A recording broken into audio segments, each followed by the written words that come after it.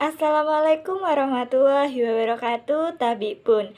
Perkenalkan, nama saya Susi Firmanda, NPM 1953053002, Program Studi Pendidikan Guru Sekolah Dasar Universitas Lampung. Di sini saya akan menjelaskan materi tentang konsep dasar hak asasi manusia. Terus saksikan videonya ya.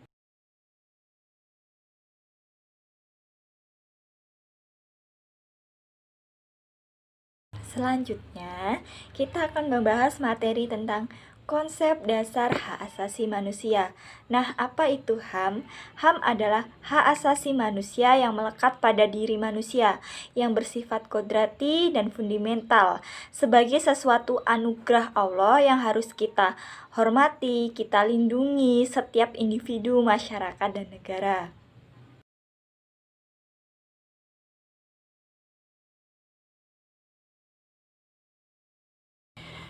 Baik, selanjutnya kita akan membahas tentang bentuk-bentuk hak asasi manusia secara universal.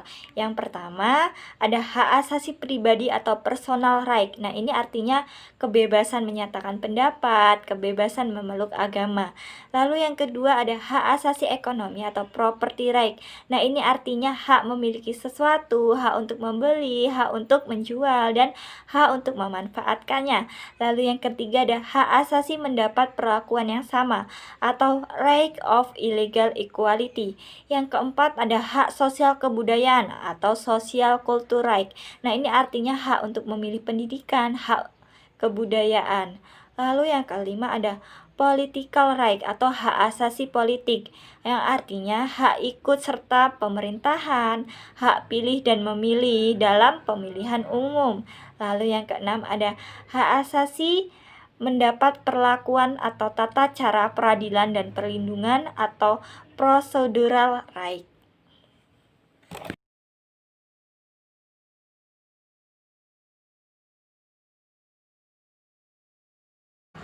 Materi yang selanjutnya ada instrumen hak asasi manusia yang berlaku di Indonesia. Yang pertama ada Pancasila. Nilai-nilai yang terkandung dalam Pancasila merupakan pengembangan dari hak asasi manusia. Yang terutama di sila yang kedua merupakan dasar normatif bagi pengembangan hak asasi manusia untuk harkat dan martabat manusia. Yang kedua, ada Undang-Undang Dasar 1945. Dalam pembukaan Undang-Undang Dasar 1945, terdapat pernyataan yang menyatakan untuk menegakkan hak asasi manusia yang berbunyi bahwa sesungguhnya kemerdekaan ialah hak segala bangsa, dan oleh sebab itu, maka penjajahan di atas dunia harus dihapuskan, karena tidak sesuai dengan pri kemanusiaan dan pri keadilan.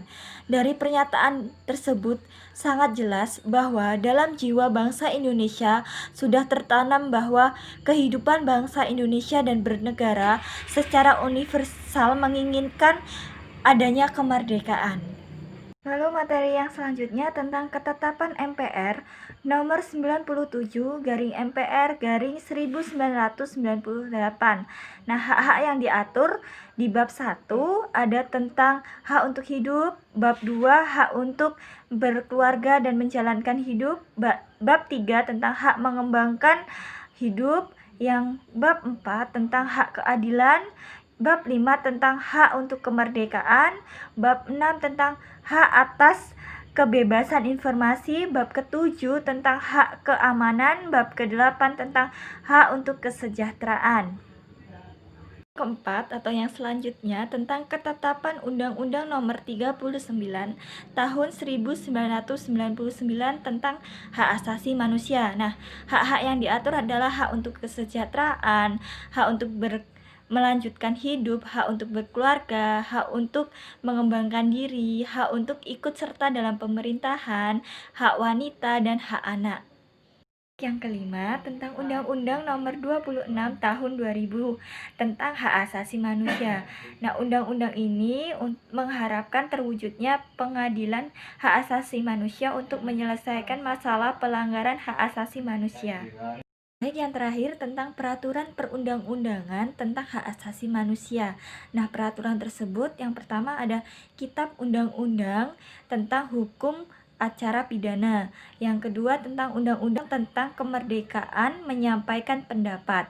Yang ketiga ada Undang-Undang Partai Politik. Yang keempat ada Undang-Undang Kepolisian Negara Republik Indonesia. Nah, yang kelima ada Undang-Undang tentang Pemilu. Yang keenam ada Undang-Undang tentang Pers. Yang ketujuh ada Undang-Undang tentang Pertahanan Negara.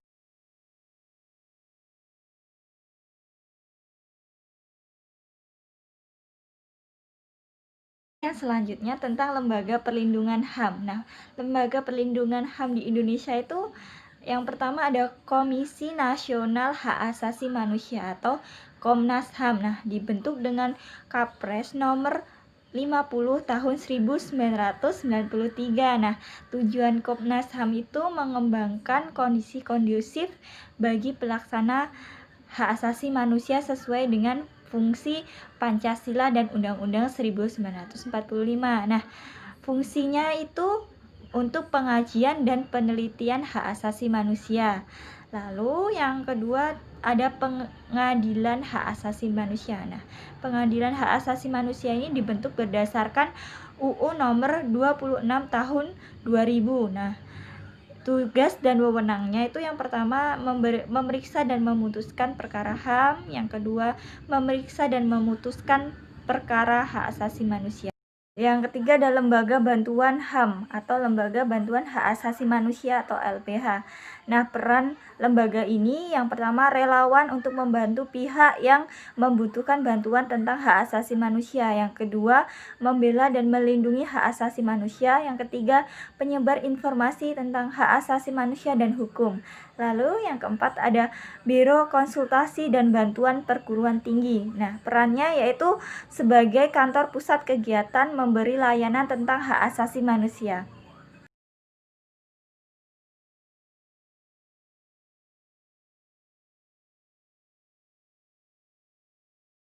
Materi yang terakhir saya akan menjelaskan tentang upaya penegakan hak asasi manusia. Nah, yang pertama, kita tidak mengganggu ketertiban, yang kedua saling menjaga dan melindungi sesama, dan yang ketiga menghormati keberadaan masing-masing.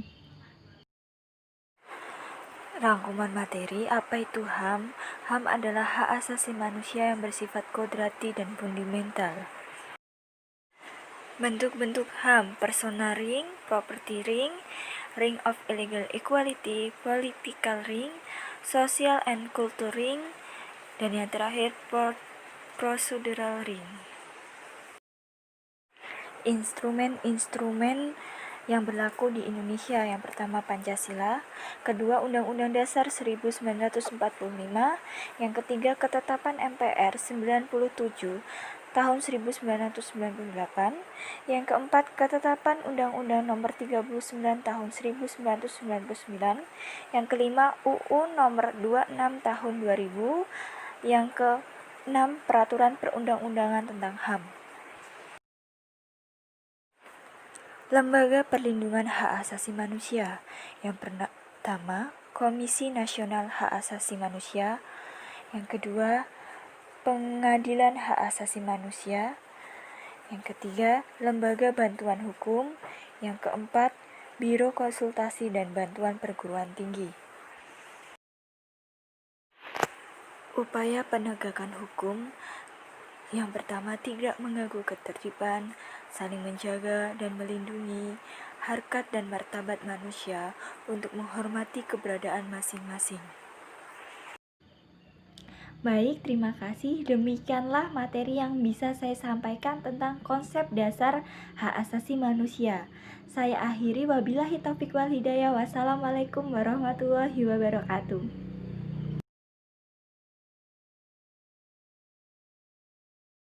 Sekian video dari saya, semoga bermanfaat untuk teman-teman semuanya.